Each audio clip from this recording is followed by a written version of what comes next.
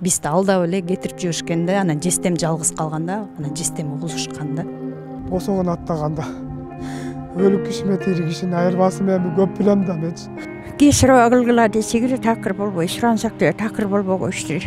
Жалындырып эле суранып аттым. 8-ди төрөгөн эне 9-сун деле өзү төрөйт дедик деп айтты мага. Келинчегим ордуна мен өлсөм, келинчегим укат кылып кетет. Бул 9 баланы мен кантип карайм?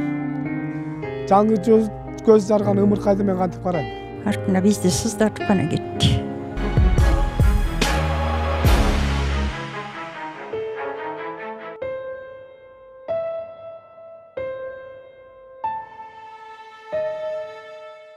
Февралда Жайыл райондук аймактык ооруканасына 36 жаштагы келин түшүп, 11 февралда көз жарып, эртеси каза болгону тууралуу маалымат тараган.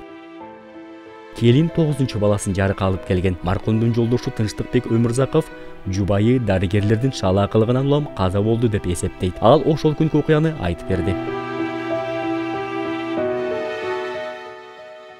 Түбөлүк келинчегимден ажырап ушу сиздерге кайрылып, ушу телефонуна кайрылып атам. Келинчегим экөөбүз баш кошконубуз 2004-жыл октябрдын 28-күнү баш кошконбуз. Келинчегим экөөбүз жакшы жашап, жакшы жүргөнбүз бул убакка чейин. Кеңешип, таңашып, сый мамиледе отурбуз. Не дейм, ушул мен Токтогул, Жалал Абад облусунун Токтогул районунун Өзгөрүш деген айылынан. Келинчегим Жалал Абад облусунун Токтогул районунун Кара Суу айылынан болот. Караталып Мамбетова Гүлмира. Биз ушул убакка чейин жашап жүргөнбүз. Кудайдын кулай сүйүнсүн, 8 балам бар болчу. 9-су боюнда бар эле. Айылда жашап жүрүп, эми айылда жумуш жок. Шаарга барып, тирикчилик кылалык, бала чакабыз чоңоюп калды. Балдарга баш көз бололук. 2 улуу балам шаарда. Жаңы Переходи ООО комбо тарифтик топтому. Көптөгөн комбо опциялар. Өзүңөр тандап, акысыз кошуп алгыла. Өз тарифиңди куруп ал. Өз комбоңду оңой эле чогултуп ал. Аларга баш көз бололук, жаман жолго чыгып кетпесин деп биз айылдагы тамды сатып Карабалта Жайыл районунун Балтапка айылынан там алганбыз. 2023-жылы декабрдын 23-үндө көчүп келгенбиз. Жашообуз жакшы болчу. Келчем экөөбүз жакшы кеңешип, таңашып, балдарга баш көз болуп, ошол жерде бололуп төшөктө отурташып, балдарды окууга киргиздик, мектепке Балтапка мектебине. Айыл өкмөтүнө кайрылдык. Учетко туралык десек, документтер бүтсө, учетко тургузушты. Мектеп жагына жардам берип, мектепке киргизишти. Көчүп келгенден кийин эми шаарга көчүп келдик деп балдарыбызды окууга киргизип, келинчегимдин айы жакындап келатат деп баягы УЗИлерге түшүрүп, аларды ден соолугу жакшы. Буюрса мына 36-неделе болуп калыптыр. Да 2 жылдан кийин көз жарат деп сүйүнчүлөштү. Биз кубанып больницага бардык. Кубанып больницага барып, демесек кесир абагы алдыралык десек, азырынча биз кесир абагы кылганга биздин укугубуз жок, факты жок. Келинчегибиздин ден соолугу жакшы, бүт жакшы, өз күчү менен төрөт, 8 баланы өз күчү менен төрөп, чоңойтуп өстүрүптүр. Мунусун дагы жакшы төрөйт деп бизди кесир абагга кабыл ала албагычты булар. Мейли эми биз сүйлөй беребиз, врачтар тажрыйбалуу, булар эмгеги күчтүү деп биз аларга ишенип күттүк. 9 февралда келгиле деди. Мен 10 февраль күнү 6:30-да жумушка кеткем. Келинчегим үйдө калган. Канда саат 8:30-9-дарда мага звонок кылды. İçim ооруп калды, толгоо болуп атат. Карабалтанын больницасына барып бир көрүнүп келейин дегенде мен макулдук бергем. Барып көрүн. Жетишпей калба, же ускорунун номерун ал десем, өзүм эле барып көрүнөйүн деди. Барып көрүнсө Карабалтанын эмесин роддомуна барып көрүнсө 2 саатта Кудай берсе көз жарасың деп жаткызышкан. А мени жаткызды дегенде мен кылып аткан жумушумду таштап саат 12-лерде келип калдым Кара-Балтай больницасына. Кара-Балтай больницасына келсем саат 1-2-де көз жарат дешти. Мен ошол жерде кемгерчилигин алып берип, ошол жерде кийим-кече, баланын кийим-кечелерин алып барып берип, ошол жерде күтүп отурдум. 2 саат убакыт өттү. 2 саат убакыт өткөндөн кийин эмне болду, эмне койду деп сантеркасын сурады. Сантеркасы аракет кылып толгосун күчөтүп укол салышты. Дагы 1-2 саат күтөсүз го деди. Мен мейли деп үйгө барбастан ошол жерден күттүм. Дагы бир кемгерчилик болуп калбасын, үзгүлтүк болуп калбасын ошол жерде күтүп отурдум. Күтүп отуруп, анан карап аткан медсестрасына чалдым. Эмне болуп атат, эмне коюп атсам, аке дагы күтөт окшойсуз.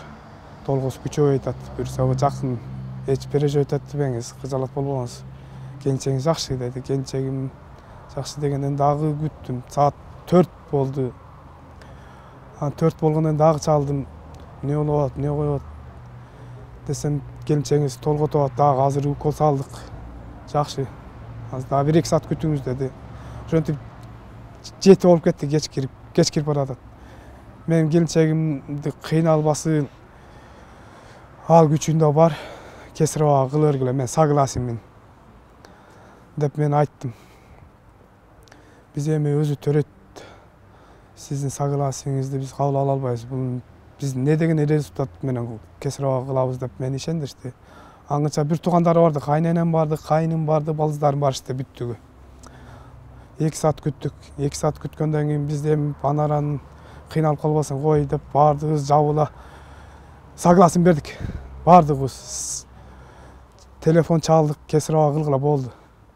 Кыйналып кетти болду. Убакыт чоюлуп кетти. Кесироого кылгыла деп биз эметсек, бир врач келип биздин астыбызда маалымат бербей койду. Сантеркадан сурасак, мен сиздерге эчтеке айта албайм. Жакшы дегенден башка эчтеке айта албайм. Мен сиздерге окшогон карапайым адаммын. Мен берди жерди кайтарганым, жерде эме кылганым. Мен качан врачтын оозунан эмне деп сөз чыгат, ошону сиздерге айтып берген гана мен укуктуумун дешти.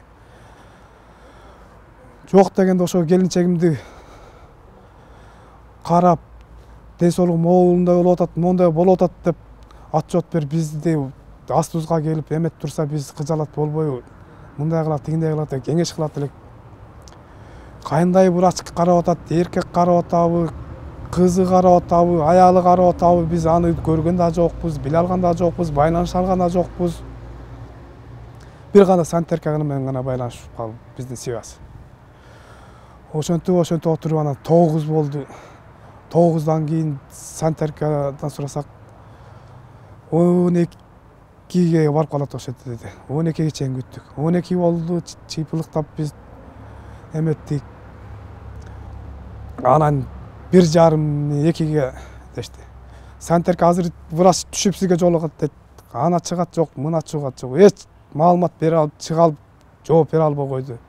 Келинчегимден эч маалымат алып, жеп көрө албай койдук. Биз жүрөгү сезип, чыйпылыктаган сайын бир булар кара мүтөздөрчү. Кой булар ушунча киши карап отурат деп бизге бирөөсү басып келип, бир жакшы сөзүн айтып, жылы сөзүн айтып, кызыңыздар моундай болуп атат, же кимиңиздер киресиздер, жолдошу сиз киресизби, же апасы киреби деп бизге бирөө кайрылган жок да. Мен кыргыз элинен ушу акыйкат сурайм. Мен келинчегим ден соолугу чың болчу. Биз ден соолугу чың болсун. Эми ден соолугу чың болсо дагы келинчегимдин кыйналбасын, кесироого кылып эле алып, кыйнабайын деп мен жаштагысам да ошону кабыл ала албай коюшту врачтар. 11 февралга караган түнү саат 1:30-га чейин күтүңүздөр деди. Үйгө келбестен бардыгыбыз ошол жерде.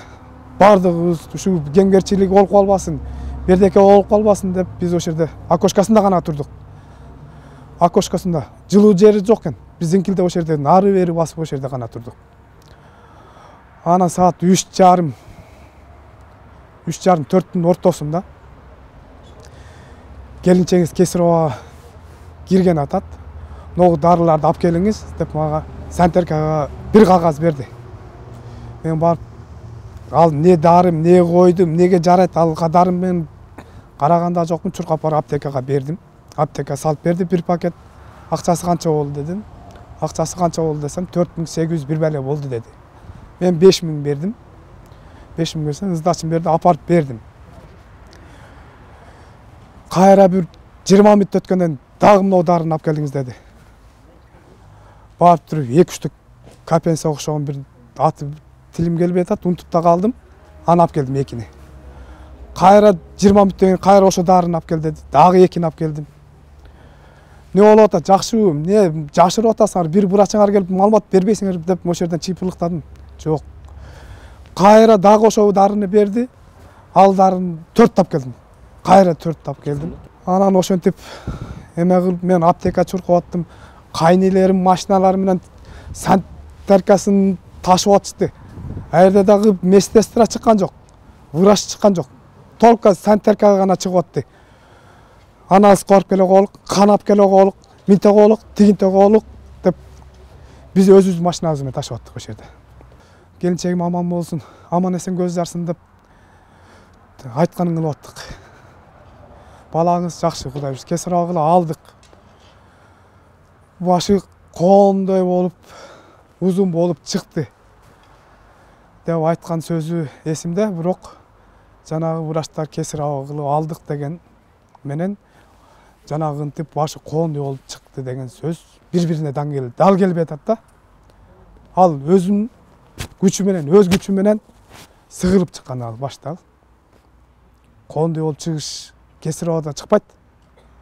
Коондой болуп деди. Коондой болуп баш чыкпайт. Кайра чыйпылыктап качты, бир аппарат тап келе коелук деди. Кайным барып машинасы менен алып келди. О, бул аппаратты эмне алып келатасыңар? Не кызмат кылат бул? Не жардам берет десем, буну айта албайбыз, бул эмне кызмат кыларын билбейбиз дешти. Ал билбеген эмне алып келип атат, мен ага да таң калып, өзүм сабырлык кылып аман эсен көз ачтым. Бөлөк байсадан алып кечти. Ал аппарат не кызмат кылат экен билген жокпуз. Анан ошентип саат 6:30 болду. 6:30 болду. Дагы да чыгышпайт. Маалымат күтөбүз. Телефон чалсак алышпайт, жооп беришпейт. Санитаркасын сурасак азыр сизге врач айтат дейт. Мейли деп күттүм. Анан күтүп отурганда саат 7:30-8-де Бишкектен тажрыйбалуу врачтар келди 6. 11 күнү эртең менен саат 8-де келишти. 6 врач, спец врачтар келишти скорый менен. Алар антимитип которунуп кирип, мен 8-де келди да. Эми которунуп кирип мен келинчегим үстүнө кириши эми 8:30 деп коеюн. 8:30-дан баштап 12:30-га чейин, 11 күнү. 12:30-да чыгышты. Ошондо мен келинчегимди карап аткан врач эмне деп коет? Ушул врач бизге сүйүнчүлөп чыкты. Кудай буюрса, удачный бүттү. Жакшы келинчегиңиздин состояниясы жакшы. Наркоздон ойгоно элек. Балаңыз жакшы, мына бүттү дешти. Биз баардыгыбыз сүйүнүп, өктөп отуруп калдык ошол жерде. Алардын жакшы жылуу сөзүн угуп отуруп калдык. Үшүгөнүбүздү дагы, чуркаганыбызды дагы, нары бери басканыбыз баардыгын унутуп, сүйүнүп отуруп калдык. Анан ошол сүйүнчүлөп чыккан санитаркасы, врачыбы, медсестрасы эми бир жерде тура бергенде эмне, наркоздон ойгонгончо ремеседе турат, операционный үйдө турат. 5:30-дарда палатага алып чыгабыз. 5:30-да палатага алып чыгабыз, бирөөңүздөр туалетке алып чыгасыздар, тамак бересиздер. Бирөөңүздөр дайым болуп келиңиздер. Келиңиздер деди. Кайненем мен келем деди. Мен өзүм карайм деди кайненем.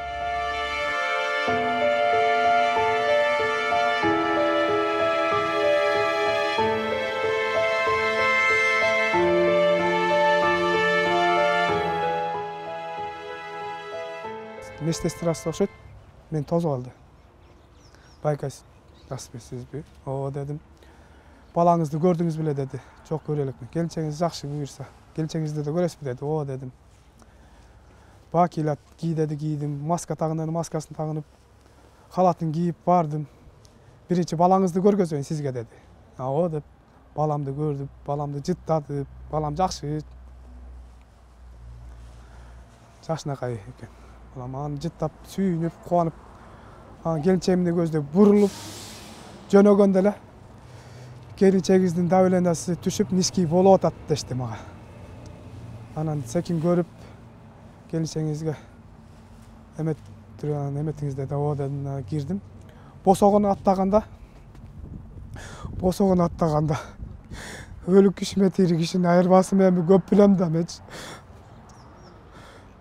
Аракет кылып аткан врач башын кармап аракет кылбайт да. Бири врачы башын кармап туруптур. Эки колун митип керип туруптур. Бут жагында бирөөсү туруптур. Мен шарт эле ошол жерден өзүмдү кармадым, артка бурулдум. Артка бурулуп туруп, бөлөк кабинетке кирип туруп, кайненемди, бир туугандарын, келинчегимдин бир туугандарын чакырдым. Келгил, анара эми өлдү деп айткан жокмун. Кыйналып атат, эртерээк келгиле дедим. Эртерээк келгиле деп толук сүйлөп эле өчүрүп туруп, баардын сүйлөшүп чакырып бүткөнчө bir saatка жетпей, bir жарым saatка аралыгы, жарым сааттан өтүп 1 saatка жетпей аралыгында кайра келинчегимдин үйгөнүзүнө бардым да. Барсам, келинчегим жанына кислород аппаратты апарып коюптур. Мен эң биринчи киргенде аппарат жок болчу да. Жана антип давлениясы түшүп, низкий болуп атат, кыйналып атат, биз аракет кылып атабыз дегенде, өзү негизи аппарат туруш керекпи мурдунда? Жок. Анан мен кийин көрүп туруп, бул аппараттарды рекламабы деп бир тептим. Буга жок эмес беле, бул эмне? Силер өлгөн кишини мага көргөзүп, мен силерге жаш баламынбы? Мен силерден өткөн эменмин. Мен көрүп жана эле кетип калган деп. Ошол жерден ызычы кылдым мен. Аңгыча эле bir жарым saatка жетпей, аякта балдыздарым, кайнелерим бүт барып качты. Ошентип ызычы болуп атсак, милицияларды ким чакырды билбейм, милициялар келип бизди сүйрөп эшикке чыгарды. Күчкө салып колдон чыгышты милицияларчы. Ал адам өлүп аткандан кийин милициялар бизди күчкө колдон эшикке чыгарганга укугу барбы? Укугу жок. Ошентип эшикке чыгып, мен андан кийинкисин эч билбейм. Маалымат бере албайм, мындай кийинкисин. Мен акыйкатты гана издеймин. Акыйкатты издеп, менден жашырып bir врач маалымат не себептен бербей бекинип жатканын мага толук маалымат жеткизсин. Өз жазасын алып, өз мындай кылдык деп мага акыйкат айтсын. Бул жерден келинчегим ордуна мен өлсөм, келинчегим укат кылып кетет. Бул 9 баланы мен кантип карайм? Жаңы көз жарган ымыркайды мен кантип карайм? Кийин баш көз болот бизге. 9 бала артында калды. Эң уулум 18-де. Аны айтып жетише албайм. Мен толук акыйкатты гана издеп мага чындыкты чыгарып бергенди гана каалайм. Бул врачтар акчасы бар гана кишини карайт. Акчасы жок кишини кайдыгер карабасын. Буларга эртеңки күнү сабак болсун деп мен ушуну кылып атам мен. Маркумдун апасы төрөтканага барып, кызым менен жолуган деп турсам, сөөгүн карматышты дейт. Бирөөңөр багасыңар дегенде анан мен келейин, мен багам деп айттым. Анан жашнак болганда шорпо жасап келгиле, сүйгүлө шорпо ичет, сухарик алып келгиле деди. Мейли деп үйгө келип ошолорду алып кайра баралы деп ассак эле үй аламыз деп калды. Анаран акыбалы өтө оор, батыраак келиңиз болуңуз деди. Чуркап эле барып эле ушу жана кабарды уктук да. Өлүп калып үзүлүп кетти деп. Анан башка эчтеке айта албайм. Булар аябай дегенде ушу кесироба кылгыла десек эле такыр болбой, сурансак деле такыр болбогой иштер. Жалдырап эле суранып аттык. Болбой баланы кыйнап койду, вызывающий капельница берди, анын дозасын көбөйтүп да берди, көзү төрөйт деп койду. Ал уколдон күч келип кетип жанандай болду да. Кан кетип токтобой. Жөнө беш эле кызым өлдү. 9 бала калып атат. Артына бизди сыздатып гана кетти. Андан соң маркумдун сиңдилери окуя боюнча буларды айтып беришти. Барсак эшиктери жабык экен, ачпай коюшту.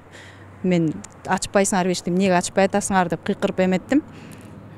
Анан врачтар чыкты. Көп киши болуп кетишти, врачтар 5-6 болуп кетти. Чыгып эле сиз кирсеңиз деп мени биринчи киргизишти. Анан мен жолдошум бар болчу жанымда, жолдошум менен жестемди киргизди артыман. Киргенде эле угузушту. Үзүлүп кетти, болбой калды дешти. Биз ошого аябай таң калдык да, 5те ойготобуз деп туруп, анан эмнеге ал өлгөнүн угузуп атышат бизге депчи. Бизге таң калыштуу болуп калды да ошол эме. Ага чейин эле каза болуп калган да булчу. Бизди алдап эле кетирип жиберишкен да, анан жестем жалгыз калган да, анан жестем угузушкан да.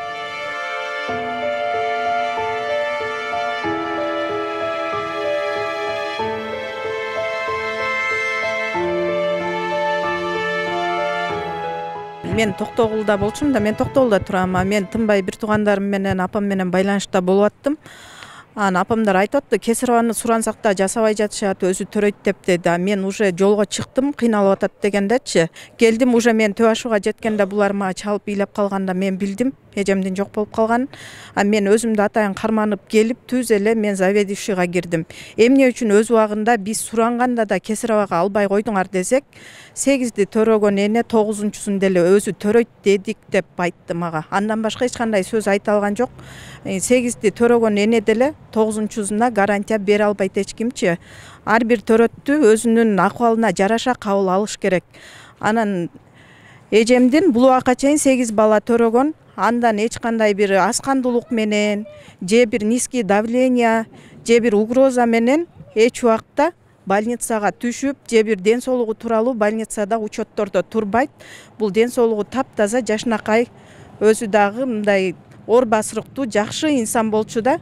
Анан интернет желесинде тараган видеолордон кээ бир элдер айтып атыптыр, эми акыбалына карап төрөбөйбү депчи. Мен ошол адамдарга да кайрылат элем, эч убакта Кудайдын буйругу менен келген баланы антип айтпаш керек. Бул эжем өзү ден соолугу таптаза, жашнакай болчу, ошон үчүн ошончо баланы жарыкка алып келип аткан. Бул жерде только врачтар Кесарованы өз убагында жасабаган үчүн врачтардын шалакылыгы менен эжемди жоготуп отурабыз. 9 бала көз жашын төгүп ушул жерде жетим калды. Жездем 9 баланы кучактап калып калды. Эмне кыларын билбейт. Жездеме аябай оор күн туш келди негизи. Тынчтыкбек Өмүрзаковдун карындашы Элиза Өмүрзакова ага жеңесинин жаңы төрөлгөн баласы дале төрөтканада экенин айтып, анын абалына токтолду.